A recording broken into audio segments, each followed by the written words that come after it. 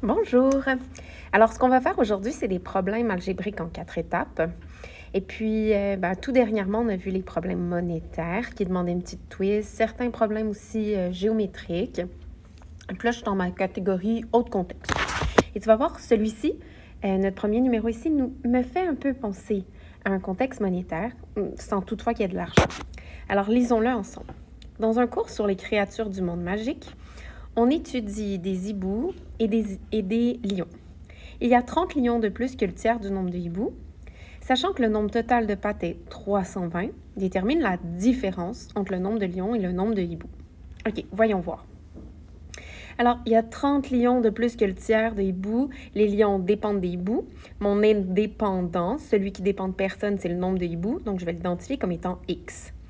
30 de plus que le tiers. 30 de plus 30 que le tiers des hiboux. Le tiers des hiboux, c'est X tiers, donc X divisé par 3.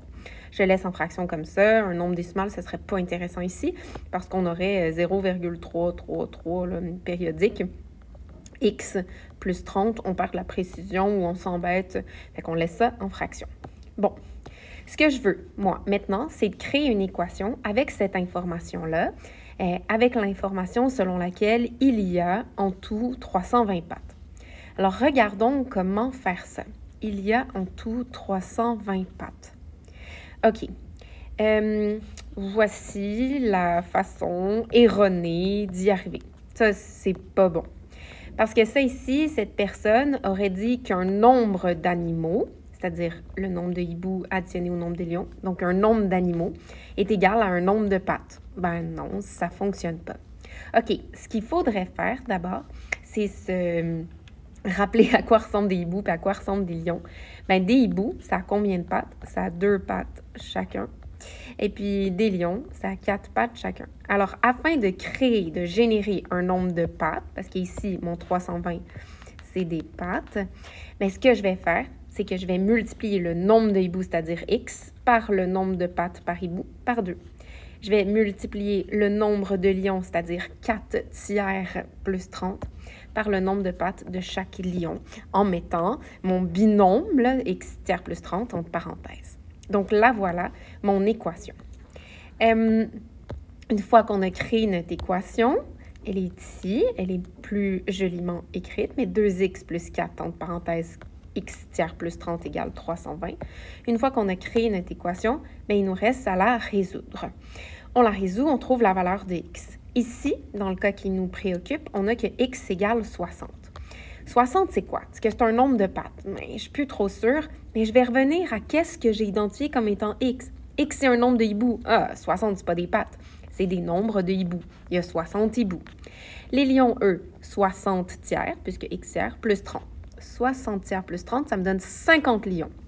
On me demandait quelle était la différence entre le nombre de lions et de hiboux. Ben, c'est 60, puisque 60 moins 50, désolé, c'est 10, puisque 60 moins 50, ça nous donne 10. Ma vérification, comment est-ce qu'on l'effectue? On regarde si véritablement 60 hiboux à 2 pattes chacun et 50 lions à 4 pattes chacun, 2 fois 60, 4 fois 50. Si ça donne véritablement 320, c'est le cas, on est heureux, on passe au numéro suivant avec confiance. Celui-ci. Alors, détermine l'expression algébrique représentée par la chaîne d'opérations suivante. Ce qu'on a, V moins I plus F moins D. Je voudrais savoir qu'est-ce que ça donne au bout du compte, cette chaîne-là. Mais je ne sais pas ce que pour l'instant vaut V, ce que vaut I, ce que vaut F, ce que vaut D. Donc, je vais devoir déterminer la valeur de chacun de ces, je ne sais pas, là, encadrés-là, pour ensuite faire ma chaîne d'opération. On y va, étape par étape.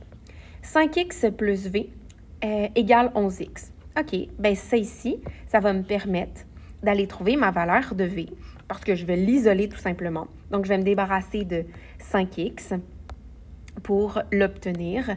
Je vais faire moins 5x de chaque côté. Il va juste me rester V. Puis 11x moins 5x, ça me donne effectivement 6x. OK. Je me sers de la deuxième équation pour aller trouver que vaut I. Si je veux trouver I, première des choses que je pourrais faire, c'est moins 5x de chaque côté. Il va me rester 2 plus I. est égal à 7x. Ben oui, puisque c'est la différence, là, 12x moins 5x. Plus 6. OK, mais je veux isoler i. Je vais faire l'opération inverse de 2. Je vais faire moins 2 de chaque côté.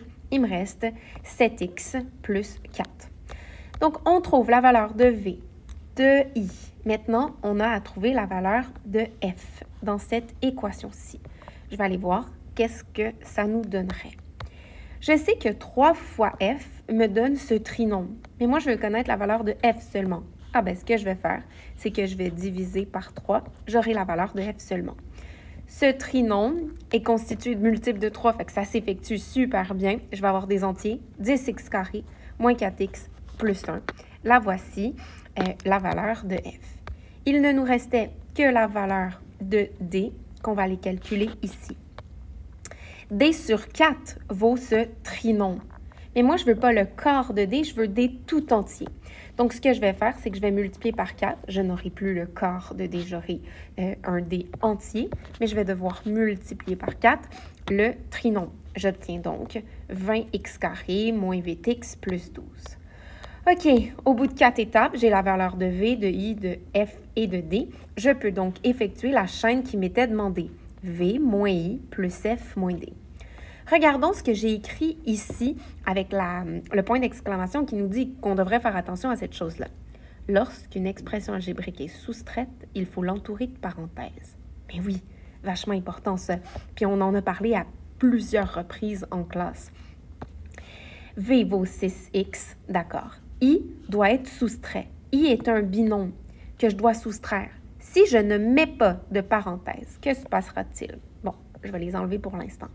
Si je ne mets pas de parenthèse, puis je mets mon moins, comme ça ici, la valeur de i qui est ton binôme, le moins va affecter seulement le 7x. Et moi, je veux soustraire tout le i tout entier, le i étant un binôme, j'aimerais soustraire le 7x et le 4 aussi. Vois-tu, le 4 va changer de signe à cause de ce négatif-là qui était devant, qui précédait.